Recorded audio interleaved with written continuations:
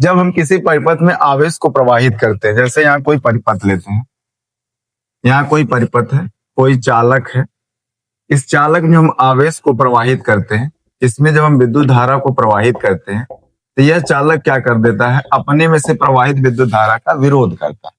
इसका मतलब यह हुआ, इसमें यह आई क्या हो रही थी, प्रवाहित हो रही थी।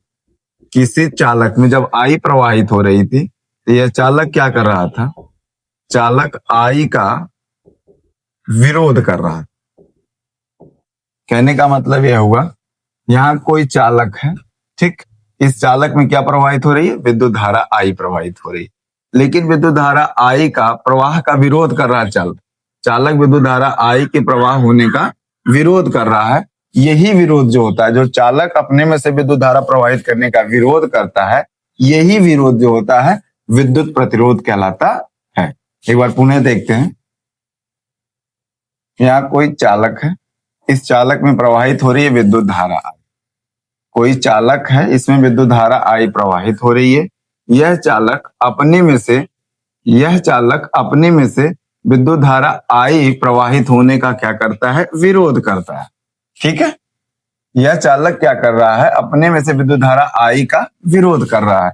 यही विरोध, जो चालक अपने में से प्रवाहित विद्युत धारा का विरोध कर रहा है, यही विरोध जो क्या कहलाता है, विद्युत प्रतिरोध कहलाता है। क्लियर है? चलो एक बार इसको और समझ लेते हैं हम लोग।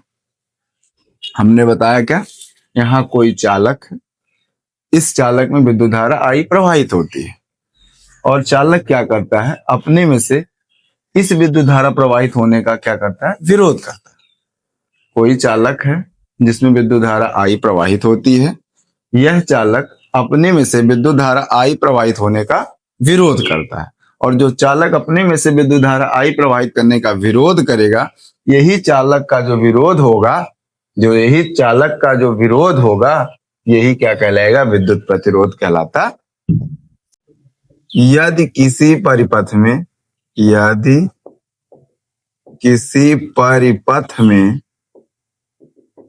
विद्युत धारा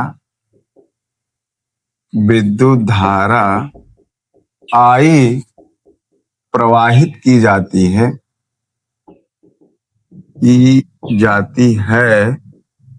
तब वह परिपथ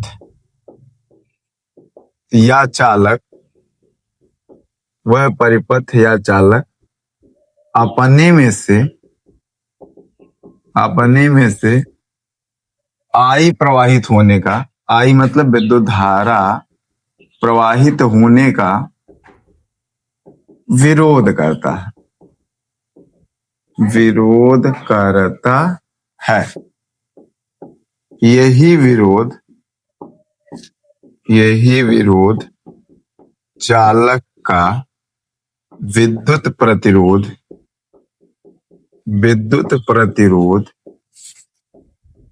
कहलाता है। इसे कैपिटल आर से प्रदर्शित किया जाता है।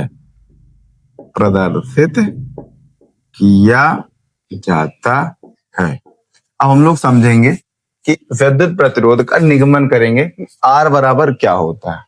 तो देखते हैं, यदि किसी परिपथ में, यदि किसी चालक के दोनों सिरों के बीच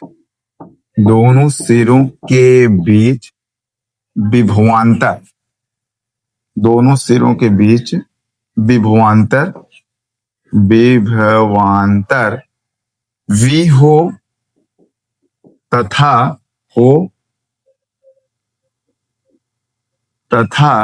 चालक में प्रवाहित धारा आई हो, तब चालक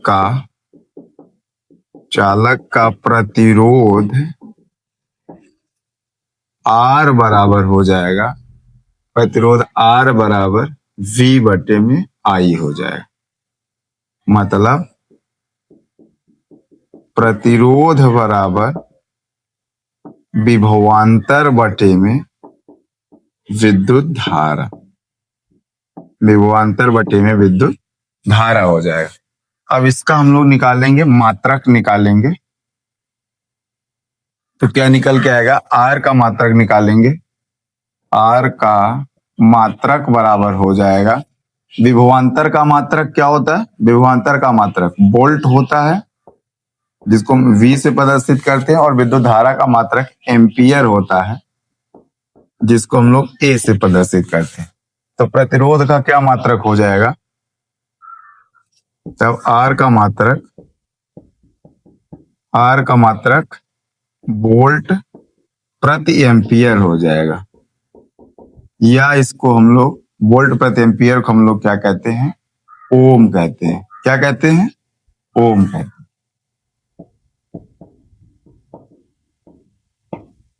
ठीक, देखते हैं हम लोग। यदि किसी चालक के दोनों सिरों के बीच विभवांतर V हो तथा चालक में प्रवाहित विद्युत धारा I हो, तब हम लोग चालक का कुल प्रतिरोध देखते हैं। चालक का तब हम लोग कुल प्रतिरोध देखते हैं, R बराबर V बटे I। V क्या है, I क्या है, R क्या है। R प्रतिरोध है, V विभवांतर है, I विद्युत धारा है। तब हम लोग प्रतिरोध का मात्रक निकालते हैं। R का मात्रक निकालते हैं तो हम लोग पता विभवांतर का मात्रक वोल्ट होता है और विद्युत धारा का मात्रक एम्पियर होता है। तब प्रतिरोध का मात्रक क्या आ जाएगा, वोल्ट प्रति एम्पियर आ जाएगा। इसे हम लोग ओम भी कहते हैं।